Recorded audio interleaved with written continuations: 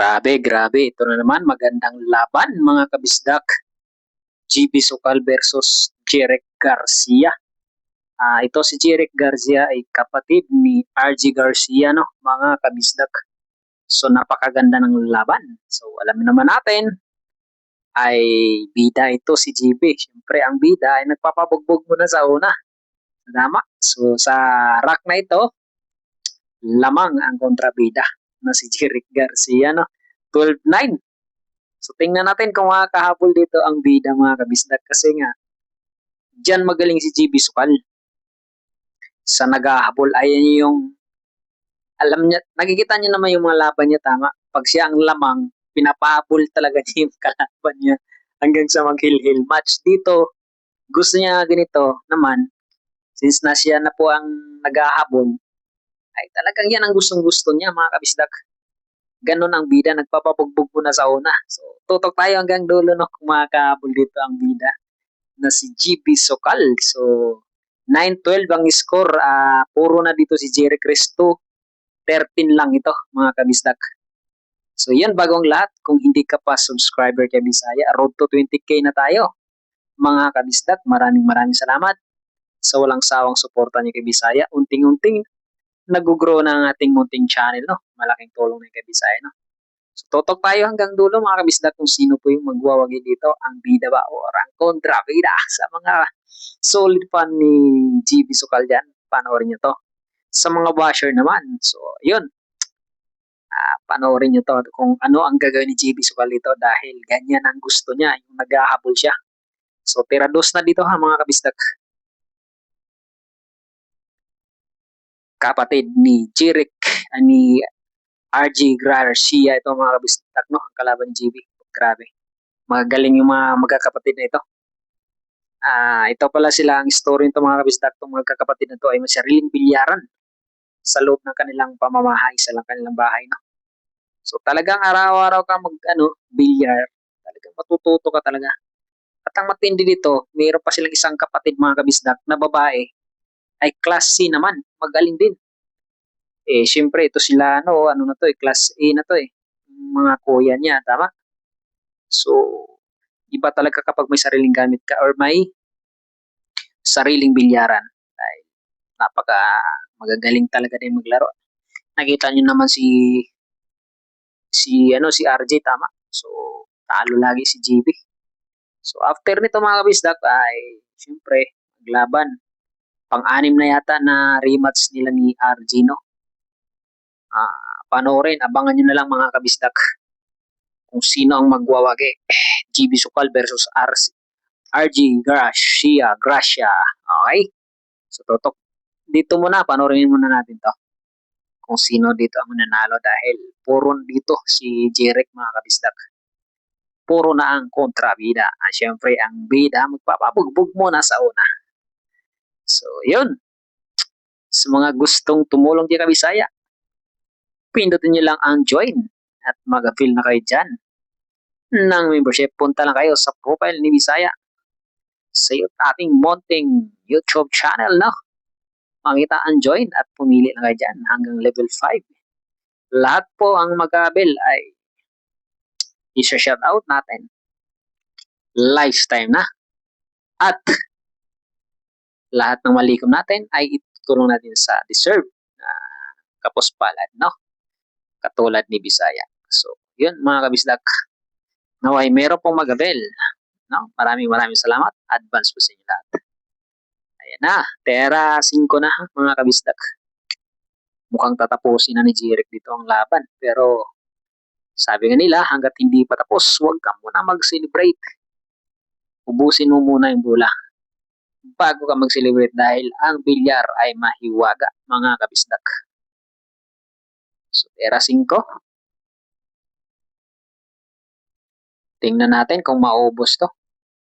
Grabe, matindi talaga tiran to. No? Iba talaga pagka may sarili kang bilyaran sa loob ng bahay. Pwede ka dumatulog para mas lalo kang gumaling.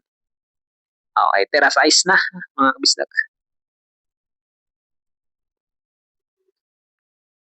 Tingnan natin kung maubos at o yun. Sumala. Iwan butas pagkakataon ni GB Sukal to. Era 6. Ayan na, 7.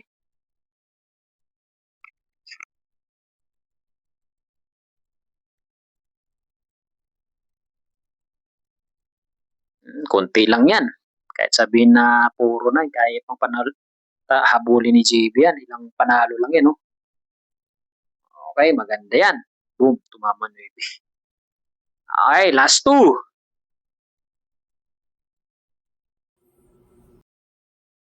First game na, mga kabisdak. 10-12, humahabol dito si JB Sukal. Napakaganda ng laban, mga kabisdak.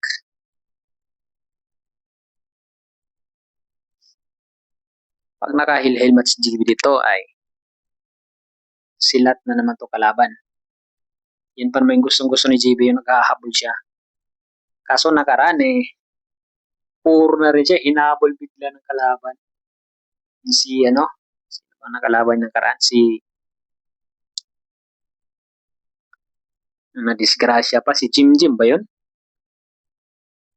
Kalimutan ko, mga kabisdak. Basta yan na nangyari. Nahabol pa at natalo pa si JB. Sakit sa bulsa nun ng manager, mga kabisdak. Okay, tira 1 pa rin ha, mga kabisdak. Tingnan natin kung matatapos na itong laban na ito. Tira 1 pa rin ha. Ayan na, pleasing. Po.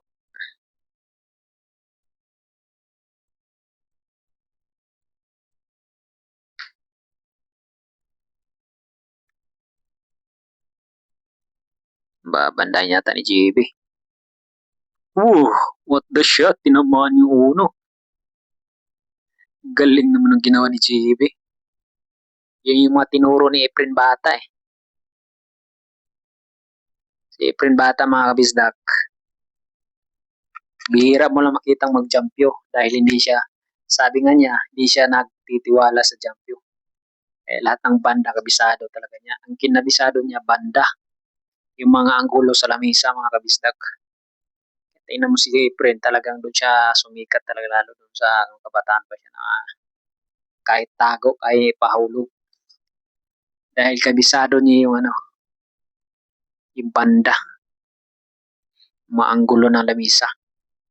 Siyempre ngayon, karamihan ng mga bagong player ngayon ay asa lang sa jumpyo.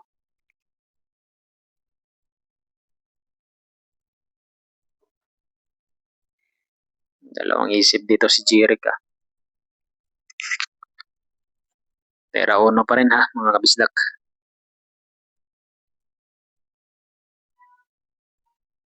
Uy, muntik na Diyos dun. Kaya pala ginano, no? Pinuntarayan Diyos, hindi nahulog.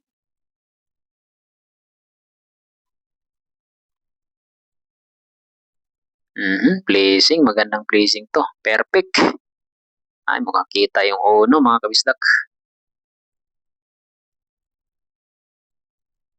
Tera 1 pa rin.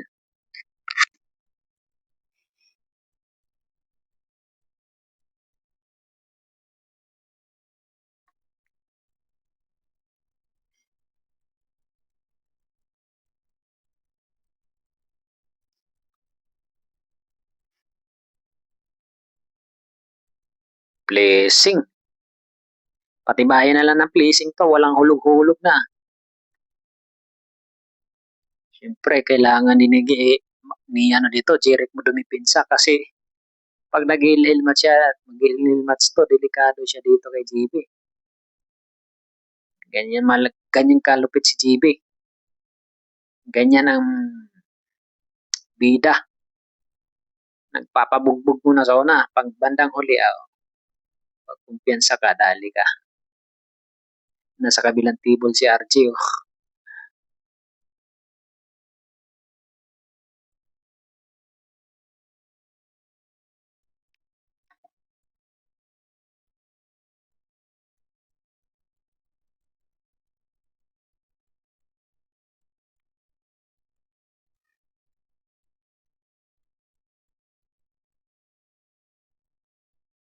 Ano na, tirahin nyo na yan.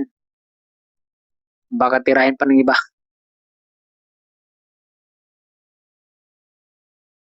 Sinukat-sukat na.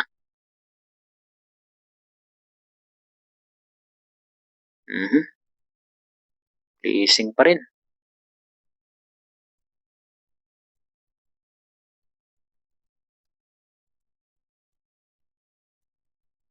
Isang pagkakamali ni GB dito, tapos to. Kita pa yata uno pero lang hulog.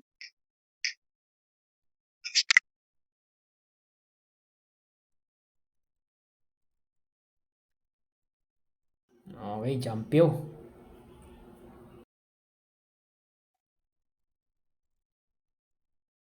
Good shot. Open mo na.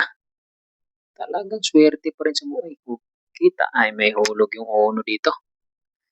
Pagkakataon na ni GB to.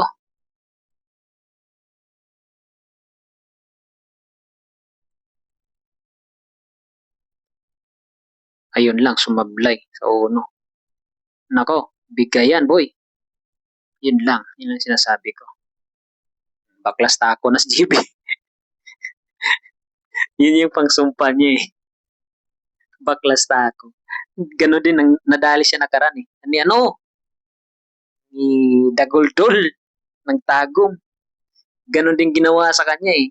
8-14. Race, ano yun eh. Race 17. Natalo siya na sulot. Alam mo na pa ako sa 14. Inunti-unti siya. Bawat open, binabaklasin siya ng tako. Ganon dito. Ganon ginagawa niya. Mano yun, yung pagbabaklas ng tako mga kabisdak, epektibo yan eh. Parang naano yung ito may tawag dyan eh. Baklas tako.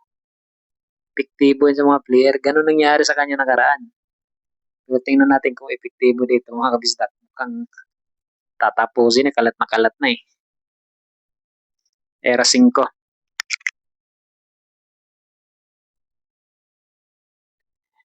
Bawat nakaraan. Sus. Baklas tako hanggang sa umabot. Nag all 14. Ang matindi, lumamang pa ngayon si Dagoldol. Napatuloy na puro. Ang talo talaga siya. Matindi ang pinakahuli mga kabisdak. Kung napanood nyo yun, yung last ball, 8.